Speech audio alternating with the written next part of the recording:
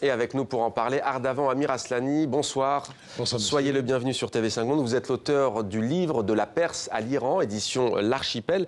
Alors Emmanuel Macron a proposé à Donald Trump un nouvel accord à l'Iran. Au-delà de la question simple du nucléaire, le président français n'a pas réussi à le convaincre, semble-t-il, selon les observateurs. Est-ce que vous diriez que les carottes sont cuites ? Je le pense. De toute façon, quand on regarde la question de près, d'ores et déjà, à un moment où les États-Unis sont encore partie intégrante de l'accord nucléaire est un échec. L'Iran a abandonné 100 milliards de dollars d'investissement effectués dans le secteur nucléaire, a détruit la centrale à eau lourde de la ville d'Arak, a détruit 14 000 centrifugeuses, a transféré à l'étranger l'uranium enrichi à 20%. Pourquoi? En échange des promesses d'investissement étranger, d'ouverture économique de l'Iran et le retour de l'Iran dans le système financier international. Or, il se trouve que du fait des sanctions américaines qui frappent l'Iran pour des considérations de droits de l'homme et des considérations de soutien à l'égoterrorisme, il n'y a aucun financement de projet industriel en Iran. Le flux financier est quasiment un mythe. Le résultat, ça n'a pas donné l'accord et l'espoir espéré par les Iraniens. Réponse des États-Unis le 12 mai précisément. Quel est l'enjeu au juste pour l'Iran et quelles conséquences pour Téhéran si les États-Unis venaient effectivement à sortir de cet accord? L'enjeu est réellement de taille. Pourquoi? Parce que le 12 mai prochain, c'est l'une des 4 séries de sanctions américaines qui arrivent à l'ordre du jour.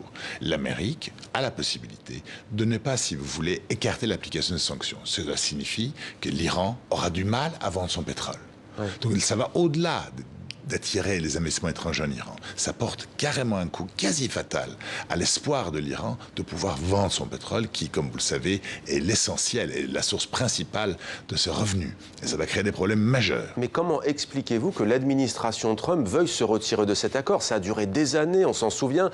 C'était à Vienne, en Autriche, il y a quasiment 3 ans, en juillet 2015. Le monde entier parlait de cet accord. Pourquoi est-ce qu'aujourd'hui Donald Trump n'en veut plus? Donald Trump essaye de mettre en échec tout ce que son prédécesseur, le président Obama, avait fait. Cet accord nucléaire avait une valeur fondamentale, puisqu'à l'époque, les signataires considéraient que le danger majeur, c'était que l'Iran devienne une puissance militaire nucléaire.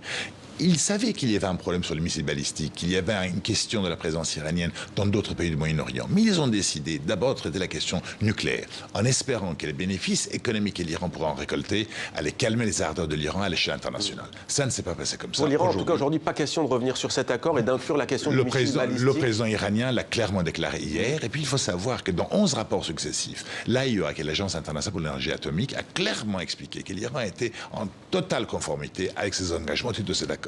Alors là où on arrive en disant que malgré le fait que l'Iran était en parfaite conformité, eh bien il faut en plus arrêter le plan des missiles balistiques, arrêter la présence iranienne dans d'autres pays du Moyen-Orient et puis surtout proroger la durée de l'interdiction d'enrichir d'uranium pour l'éternité. La seule demande, si vous voulez, que l'on impose à un tel pays, c'est la demande adressée au peuple iranien. Est-ce qu'il y a un risque de voir les États-Unis et Israël mener une opération contre l'Iran dans les années qui viennent? Ce n'est pas exclu. Là, on est arrivé à un moment qui suit la présence sur le sol américain du prince héritier saoudien.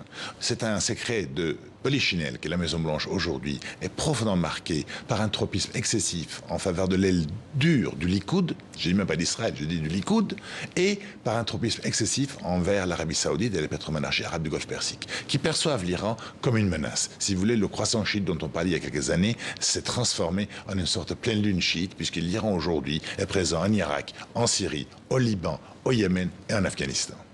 Alors, dans votre nouveau livre, vous revenez sur la culture trimillénaire de l'Iran, partiellement ensevelie sous la révolution islamique, mais partiellement aussi, dites-vous, et c'est là l'originalité, promue par les ayatollahs comme élément de puissance iranienne. Expliquez-nous ce que vous voulez dire, de quelle manière cet héritage séculaire est-il transmis à... Si vous voulez, le chiisme, qui est la religion des Iraniens, qui est très différente de la version majoritaire du sunnisme pratiqué dans le monde musulman, est une excroissance de l'iranité.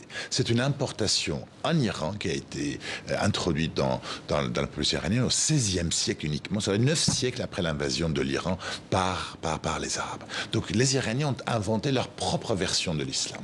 Et la République islamique d'Iran, depuis l'époque de la guerre Iran-Irak, n'a eu de cesse d'avoir recours à ce nationalisme persan qui n'a jamais disparu, pour asseoir sa propre légitimité. Et puis cet ouvrage-là vise également à rétablir certaines vérités, puisqu'à un moment où l'Iran est absent de la scène internationale, certains pays essaient de s'approprier ce qui appartient à l'Iran, notamment par exemple l'appellation du Golfe Persique, qu'ils rebaptisent Golfe Arabique, qui pour moi En excluant l'Iran. m'insupporte. Merci beaucoup Ardavan Amir Aslani Merci de d'avoir m'avoir répondu invité. à nos questions.